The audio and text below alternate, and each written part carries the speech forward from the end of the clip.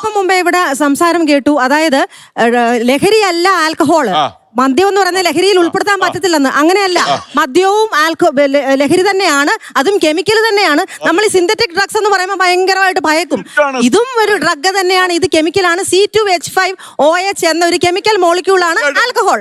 അതുകൊണ്ട് ഇതും ലഹരി തന്നെയാണ്. നമ്പർ 1.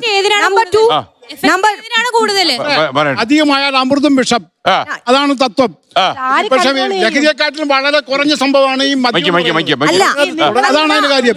അതായത് മറ്റേ രാജവെമ്പാലയാണെങ്കിൽ ചേരയാണ് ഈ മദ്യം എന്ന് പറയുന്നത്. അത് വിരോധിക്കാനും പറ്റത്തില്ല, അത് എല്ലാവരും ഉപയോഗിക്കുകയും സാധാരണക്കാരെല്ലാം ഉപയോഗിക്കും. ആ സ്ഥിതിക്ക് അപകടം കുറഞ്ഞ് മദ്യം കൊടുക്കുക, അതാണ് ഏറ്റവും നല്ലത്. അപകടം കുറയുമെന്ന് അത് അപകടം കുറവാണ്.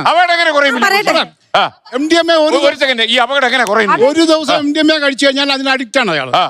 സാധാരണ ഒരു ഡീസന്റ് ആയിട്ട് മദ്യപിക്കുന്ന ഒരാൾ, ഒരു 1-2 പെഗ് കഴിക്കുന്ന ആളാണെങ്കിൽ വളരെ നീറ്റായിട്ട് അയാൾക്ക് പോകും റെഗുലറായിട്ട്. Responsible drinker.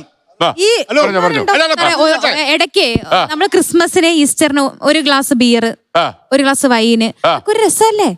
ഞങ്ങളെ ഈ മില്ലേനിയൽസ്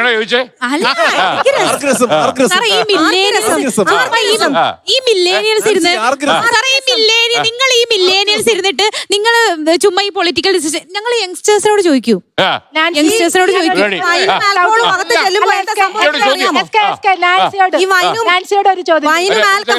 അകത്ത് ചെല്ലുമ്പോൾ അകത്ത് ചെല്ലുമ്പോ എന്താ സംഭവിക്കുന്നത് നാൻസിക്ക് അറിയാമോ?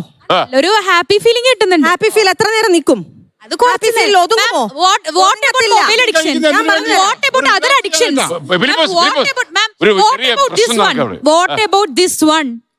ChatGPT ഒരു മനുഷ്യനെ എങ്ങനെ സൂയിസൈഡ് ചെയ്യണമെന്ന് ചോദിക്കുമ്പോ ഇങ്ങനെ സൂയിസൈഡ് ആ കുട്ടി സൂയിസൈഡ് ചെയ്തു. മാം എല്ലാത്തിലും അഡിക്ഷൻ ഉണ്ട് ma'am. Mobile creates addiction. Anything can create. ഞാൻ പറഞ്ഞു തരാം. Alcohol is one among them. ഞാൻ പറഞ്ഞു തരാം. മൊബൈൽ അഡിക്ഷൻ അപകടമായിരിക്കും. അതിന്റെ അർത്ഥം ആൽക്കഹോൾ അഡിക്ഷൻ നല്ലതാണെന്നല്ല. രണ്ടും ഉപയോഗിക്കുന്ന ആളിനനുസരിച്ച്. അങ്ങനെയല്ല. ഫോൺ എനിക്കും ഉണ്ട്, മാഡത്തിനും ഉണ്ട്. ആൽക്കഹോളിനുള്ള ആക്സസ് എനിക്കും ഉണ്ട്, സാറിനും ഉണ്ട്, ഇവർക്കും ഉണ്ട്. ആക്സസ് എല്ലാവർക്കും ഉണ്ട്. അതായത് ഈ ആളുകൾക്ക് എത്ര വിവരം ഉണ്ടെന്ന്, ആളുകൾ എങ്ങനെ ഉപയോഗിക്കുന്നു എളുപ്പമുണ്ടായിരുന്നല്ലോ. നാൻസി പറഞ്ഞു ഇത് സന്തോഷം തരുമെന്ന്. ഞാൻ ഉപയോഗിച്ചിട്ടില്ല ഇതുവരെ, പക്ഷെ സന്തോഷത്തിന് ഒരു കുറവില്ല.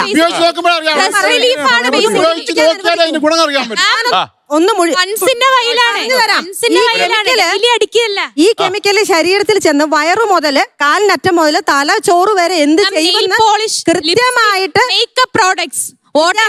വ്യത്യാസമുണ്ട്. ഒരു സാധനം അകത്ത് ചെന്ന് അബ്സോർബ് ചെയ്യുന്നത്